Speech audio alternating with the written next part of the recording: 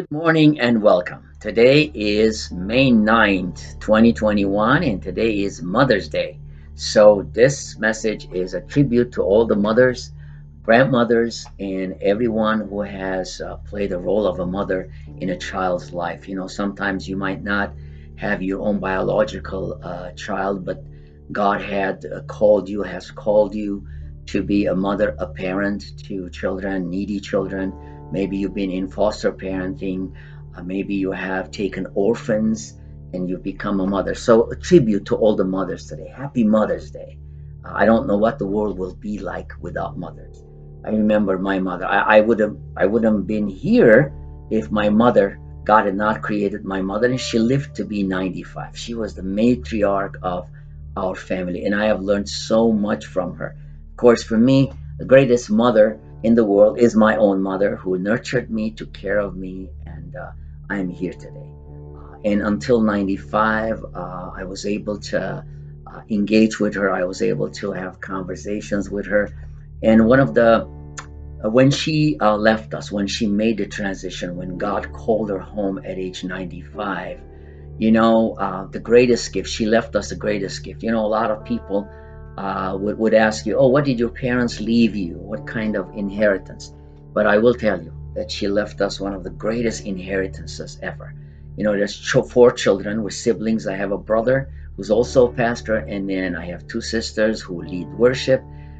And the one thing that she left us before she left, it was a great inheritance, and she left us four distinct Bibles, one Bible for each child. And for me, I thought that was one of the greatest gifts that my mother could give us. She did not have money, she did not have riches, but in those Bibles, she wrote that I don't have much to give, but I want to give you the most important thing in this world, which is the Scripture, the Bible.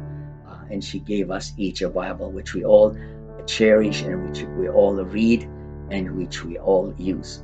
So, happy Mother's Day to all the mothers. And again, the best mother in the world was my mother, according to me and my siblings.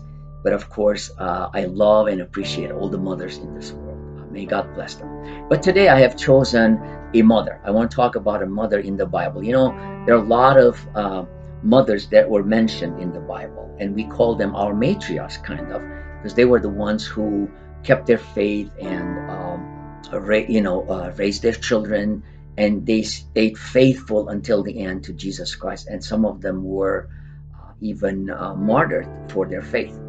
But I wanna talk about one mother that has changed the world and the history of the world, and that is, of course, Mary, the mother of our Lord Jesus Christ. And we read about her, of course, in all the four Gospels. But one of the things that we don't maybe mention about Mary, yes, we always talk about how she was a caring parent, she was a caring mother to baby Jesus, and she took care of him. She was always with him when Jesus called his disciples, 12 disciples. Mary was always there, mother of our Lord, and she was very supportive of the ministry of her son. But one of the things that we don't realize or we don't talk about or is preached about is the fact that Mary was also had musical talents, and the lyrics that she wrote to this one musical song that we call it, the Bible calls it, Scripture calls it Mary's song, and that is found in the Gospel of Luke, chapter 1, starting verse 46. I like to read to you the lyrics of the song that Mary wrote, and I would like to reflect on that today. So today we're paying tribute to all the mothers, of course, but we also want to pay tribute to Mother Mary, who is the matriarch, who is the mother of our Lord Jesus Christ. And God chose this one virgin who was worthy of carrying the Son of God, Jesus Christ, in her womb. And of course, that was miraculous. We call that the immaculate conception. In other words, it wasn't a human biological way, but it was through the Holy Spirit, and she gave birth to the Lord Jesus Christ, the Son of God and the Savior of the world. So she herself, as the Lord's mother, when Jesus was in her womb, she wrote this song, and it was a song of praise, and I will read it to you. And Mary said, "My soul glorifies the Lord, and my spirit rejoices in God my Savior, for he has been mindful of the humble state of his servant. From now on all generations will call me blessed, for the mighty one has done great things for me. Holy is his name. His mercy extends to those who fear him from generation to generation. He has performed mighty deeds with his arm. He has scattered those who are proud in their inmost thoughts. He has brought down rulers from their thrones, but has lifted up the humble. He has filled the hungry with good things and has sent the rich away empty. He has helped his servant Israel, remembering to be merciful to Abraham and his descendants forever, and even as he said to our fathers." What a beautiful song! What a beautiful!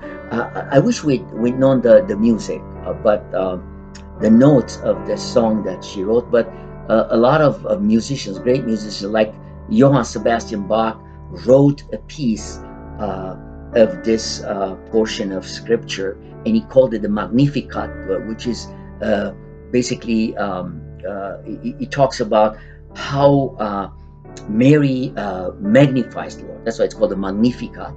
And if you haven't heard the music, it is a very powerful piece of music.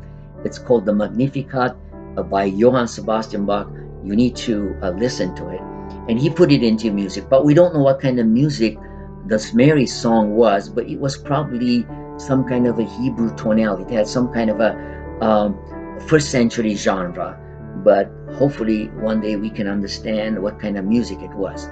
But the lyrics are very important. I want to touch up on a couple of things that Mary says here. Of course, she starts off by saying, "My soul glorifies the Lord. My soul magnifies the Lord, glorifies the Lord." It's a state of worship that Mary, as she is carrying baby Jesus, she realizes that this baby is someone special, and God speaks to him through the Holy Spirit. And then she writes this song, and in these lyrics, she magnifies God, magnifies the Heavenly Father, and says we have a Heavenly Father, and talks about his attributes. And I would like to talk about three distinct attributes of God that Mary mentioned. And one of them is verse 47 said, "I rejoice, my spirit rejoices in God my Savior." In God my Savior. What is Mary talking about? Mary's talking about the Heavenly Father who sent his Son Jesus Christ, who is God himself. And this child was going to grow up and be the Savior of the world.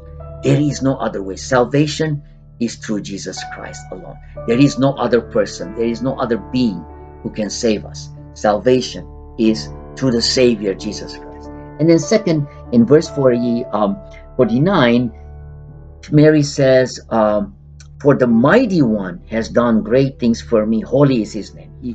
Now here Mary is once again glorifying God and talking his attributes, that God is holy. Our Heavenly Father is holy, and his Son is holy, because Father and Son are one. Jesus said, "The Father and I are one." So if God, our Heavenly Father, is holy, Jesus, his Son, is holy. And not only that, but he is mighty God. Remember the prophet Isaiah, 800 years, almost 800 years before the birth of Christ, prophesied and said, Jesus, a wonderful counselor, a mighty God. He talked about the mightiness of Jesus, the Messiah who was going to come. And Mary, of course, after 800 years, being able to experience that in her womb. She has the mighty, I'm carrying the mighty God. That's why it is important for us to understand this song, the song of praise, the song of Magnificat, the one that magnifies, the song that magnifies the Lord. And I look at some of the hymns today. I wish that all the hymns that we sing, especially the contemporary music, I wish that, I'm not saying that they're not magnifying God. A lot of good music out there, contemporary music, that magnifies God. I have nothing to say about that. But I wish that we would write songs. I wish that some of these musicians would write songs, more songs about magnifying God and talking about his greatness, talking about the fact that he's a Savior, talking about the fact that Jesus is a mighty God, an everlasting Father. a Prince of Peace.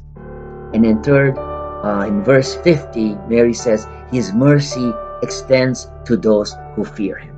So, do you want to experience God's mercy in your life? You know, God's mercy is renewed every day. Once you fear Him, once you accept Him, once you accept the Lord Jesus in your life as your personal Lord and Savior, and that is God's mercy, because God was merciful. Even though we were sinners, even though all have sinned, have fallen short of the glory of God, and the wages of sin is death, but the grace of God, but the mercy of God endures forever, and because of His mercy, we have eternal life. All we have to do is fear Him and accept Him as our Lord and Savior. You know, folks, one of the greatness of Mary is an analogy that I could use today. You know, Mary, when the angel came and told her that you're going to be with child, but that's not going to be biologically. That's not going to be through Joseph, your future husband, but that's going to be through the Holy Spirit. You will be with child, and that's going to be the Savior, Emmanuel, which means God is with us, and you're going to be with child. And Mary at that point said, whatever God wants me to do, I am His servant. I surrender my life to Him.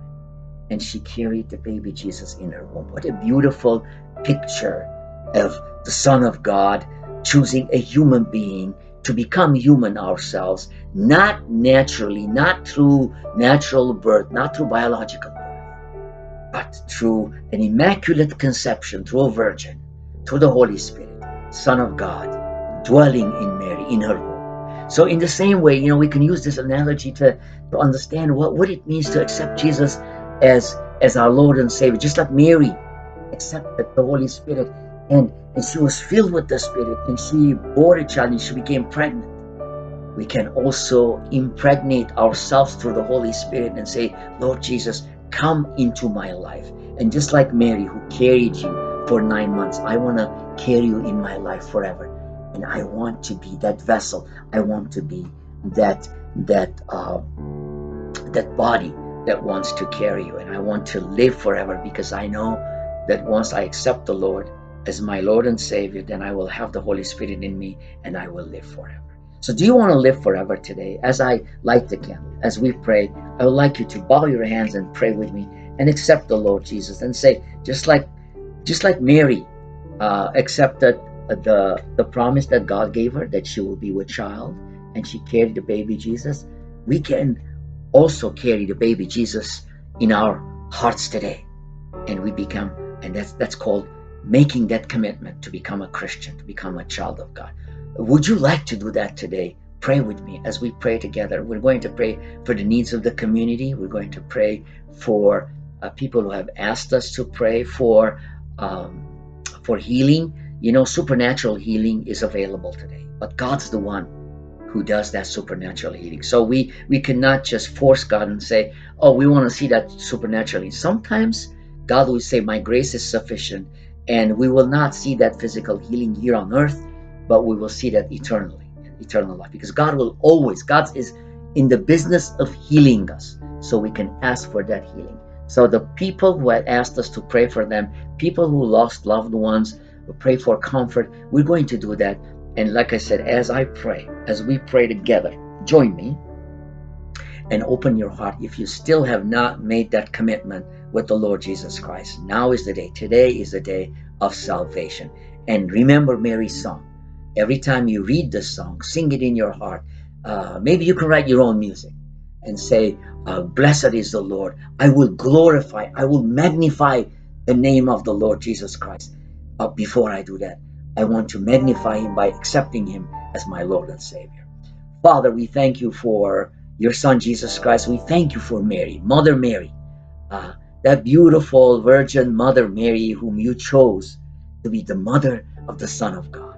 And what a beautiful thing it is to be able to experience that today, and to know that God came to us. God became human, and He was born as a child in a manger, and He was born of Virgin Mary to save us, to save the world from sin. Lord, we pray for those who are sick today. We pray for supernatural healing. We pray for those who need comfort, that you comfort them as they've lost loved ones. We pray for also those who have not made that commitment today, that today would be the time to make that commitment. Just like Mary made that commitment to carry the baby Jesus for 9 months, let us make that commitment to accept the Lord Jesus in our hearts today and in our lives. We pray this in the name of the Father, Son, and Holy Spirit. Amen. Well, folks, we'll see you next Sunday, and every Sunday, God willing, we're going to continue these messages.